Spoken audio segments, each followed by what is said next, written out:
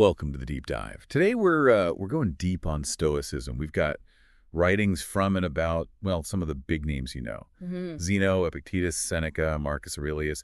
And I got to say, I'm already finding some of these ideas so interesting, like negative visualization, voluntary discomfort. It's kind of like a mental workout, but in a good way, you know? It really is amazing how a philosophy from ancient Greece can still feel like so relevant today. You know what I mean? Yeah. The Stoics were really all about like mastering your emotions, finding tranquility, and honestly, who couldn't use a little more of that? Right, like they had a time machine and saw what our world was going to be like. But before we get too far, let's back up for a sec for our listeners. When we say Stoicism, what are we actually talking about? Okay, so Stoicism started in Greece, but it really took off in Roman times thanks to thinkers like Seneca, Epictetus, and Marcus Aurelius. Yeah. And it's not about being like emotionless, like some people think. It's more about understanding your emotions and learning to, manage them so you can Yeah. live a good life, a life of virtue and tranquility. Okay, so not just hanging out in toga all day then. Not exactly. A lot of the Stoics were really active in their communities. Cato the Younger, for example, he was like a huge opponent of Julius Caesar, showing that you can be a Stoic and still be engaged with the world, even challenge things. Yeah, that's a great point. It's not about checking out a life. It's about navigating it with more, I don't know, wisdom and resilience, I guess. Yeah. So let's dig into some of those Stoic techniques then. You mentioned negative visualization. That one really stood out to me. It seems kind of counterintuitive. Yeah, it does. Yeah. But the idea is, by thinking about things going wrong, you can actually appreciate what you have more, like a mental exercise in gratitude. Hmm. So instead of like focusing on what I wish I had, I should be thinking about how things could be worse. So like if my car breaks down, at least I have a car. Exactly. It's all about perspective. There's actually this thing called hedonic adaptation, basically. We get used to good things and they stop making us as happy. But if you practice negative visualization, you can actually fight that and appreciate those things even more. Interesting. So it's like a mental vaccine for taking things for granted. Right. But how would someone listening to this actually use this in their life? Think of something you're grateful for right now. Could be your health, your family, even just, a cup of coffee. Now imagine what life would be like without that. Really picture it. Doing that every so often can make you appreciate those things even more. That's pretty powerful, huh? And anyone can do it, anytime, any place. It's like a reset button for your gratitude. Okay, what else is in our Stoic toolkit? Another big one is the dichotomy of control. It's all about focusing on what you can control and accepting what you can't. The Stoics thought a lot of our suffering comes from like worrying about stuff that's outside our control. So like if I'm stressed about a presentation at work, instead of worrying about if people are going to like it, I should just focus on making sure, the content is good and I'm prepared. Exactly. You can control your preparation, your effort, your attitude. You can't control how other people will react, but you can control how you present yourself. It's like that quote, there is only one way to happiness, and that is to cease worrying about things which are beyond the power of our will. It's about finding that inner peace by focusing on what you can actually influence. Exactly. And it's so empowering, right? You're taking back control of your like mental and emotional state by choosing where you put your energy. So let's say our listener is like an aspiring novelist who's been having a hard time getting published. Rejections are piling up. They're feeling discouraged. What would the Stoics tell them? I mean, they'd probably say, look, you can't control whether or not a publisher decides to take a chance on your book. There's so many factors, market trends, what editors like, even just plain luck. Yeah. But what you can control is your craft. Yeah. You can keep writing, keep getting better, keep putting your work out there. Right. And by focusing on those things, the things in their control they can find, like a sense of purpose and progress, even when they're facing rejection, it's about shifting from like needing external validation to finding that fulfillment internally. That's a really powerful way to look at ambition, huh? It's not about giving up on your dreams. It's about finding a better way to chase them, a way that's less about what other people think and more about your own growth and effort. Yeah. So for anyone listening out there, think about what are some things in your life that are stressing you out? Are those things actually within your control?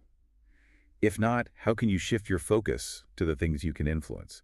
Maybe it means adjusting your expectations, changing your approach, or even just letting go of things you can't change. And remember, this is a practice. It takes time and effort to, shift your mindset. But the Stoics believed the more you practice this dichotomy of control, the more tranquil your life will be. Okay, so we've got negative visualization, dichotomy of control. Huh. What other Stoic gems are waiting to be uncovered. All right, so let's talk about something that might sound a little weird at first. Fatalism. Now, when you hear that, you might think of just like giving up, letting fate decide everything. But that's not really what the Stoics were getting at. Yeah, I was a little confused by that one too. It does sound kind of passive, Yeah. like just surrendering to whatever. Right. It's not about being passive. It's about like accepting what already happened and what's happening right now so you can put your energy into like taking action in the present. Okay, so less about being resigned to fate, more about using right now as a starting point for action. Like, I can't change that I spilled coffee on my shirt this morning, but I can just laugh it off and move on with my day. That's it. It's about ditching the shoulda, woulda, couldas and making the most of the now. Dwelling on the past or worrying about the future just drains you. It keeps you from really being present. It's almost like fatalism, the Stoic way, is actually about taking back your power. You're choosing to focus on what you can control, which is how you act and how you think right now. Yeah, exactly. And if you connect that back to the dichotomy of control, it all starts to click. The past is gone, future's a mystery, but the present moment, that's where you have power. So thinking about it this way, for anyone listening, are you lugging around a backpack full of regrets and worries? Stoic fatalism says, put that backpack down, travel light. It's amazing how much easier life is when you're not weighed down by all that extra baggage. It really is. Now, I know we've been deep diving into these Stoic techniques, but Stoicism is also a philosophy about values. The Stoics had some, like, strong opinions about what makes a good life, and it might surprise you. Ooh, now I'm curious. Let's hear it. What they have to say about all the things most people chase after. Fame, fortune, success, all that. Well, they weren't that impressed by them, honestly. They saw fame as fleeting and unreliable, depending on what other people think. And they weren't against wealth, exactly, but they warned about getting too attached to it. So not exactly saying everyone should be poor and unknown. Right. They believe that true wealth is about virtue and living in harmony with nature, basically aligning your actions with reason and, like, the way things are supposed to be. There's actually a story about Cato where he, like, intentionally dressed in a way that went against the fashion of the time, almost like he was trying to make himself immune to what people thought about his appearance. Whoa, that's bold. It's like he was saying, I'm not playing your game of needing validation from how I look. Makes you think, how much energy do we waste trying to impress others? A lot, probably. And the Stoics believed that true happiness comes from inside, from living virtuously. And that actually brings us to another important Stoic value: duty. Duty. They talked a lot about tranquility and peace, right? Those two seem kind of like opposites. That's a good point. It might seem like a contradiction, but the Stoics believed that doing your duty was part of how you achieve that tranquility. They saw it as like a natural expression of how we're all connected. So it's not just about self-care. It's also about like contributing to the well-being of everyone else. Exactly. And it's not always easy. Even Marcus Aurelius, the emperor of Rome, struggled with this. He wrote about how he didn't really like humanity sometimes, but he still believed in doing his duty to society. That's wild. Here's a guy with all the power in the world, and he's still dealing with the same human struggles, like how to be good, how to deal with difficult people. It reminds us that no matter who we are, where we are in life, we're all in this together. And for the Stoics, doing right by others, even the annoying ones, was a key part of living a virtuous life. Okay, but how does this all tie back to our listener? How do they find that balance between taking care of themselves and contributing to everyone else's well-being? It's about finding ways to be part of the world in a way that matches your values. Could mean volunteering, speaking out against injustice, or even just being kind to people you meet every day. And I guess it's also about accepting that you can't make everyone happy, Yeah. right? You're going to run into people who disagree with you, challenge you, maybe even annoy you. Right. And that's okay. The Stoics believed it's not about avoiding conflict altogether, but about choosing your battles and approaching things in a way that promotes, like, virtue and reason. Sounds like a tough balancing act. Finding that sweet spot between personal peace and, social responsibility. But the Stoics seem to think it's a dance worth learning. Okay, so we've covered negative visualization, the dichotomy of control, fatalism, Stoic values. Anything else we should touch on before we wrap things up? There is one more big piece to understanding Stoicism: their view on death. I know it might sound a bit heavy, but it's a really interesting part of their whole philosophy. Let's dive into it. What did the Stoics have to say about death? Were they scared of it? Not really, actually. The Stoics saw death as like a natural part of life, something to accept, not be afraid of. They thought worrying about it was kind of a waste of time because, well, it's going to happen anyway. Instead, they said focus on living a good life, one full of virtue and purpose. So why stress over something you can't control? Just, make the most of the time you do have. Yeah, exactly. There's actually a story about the author's mother.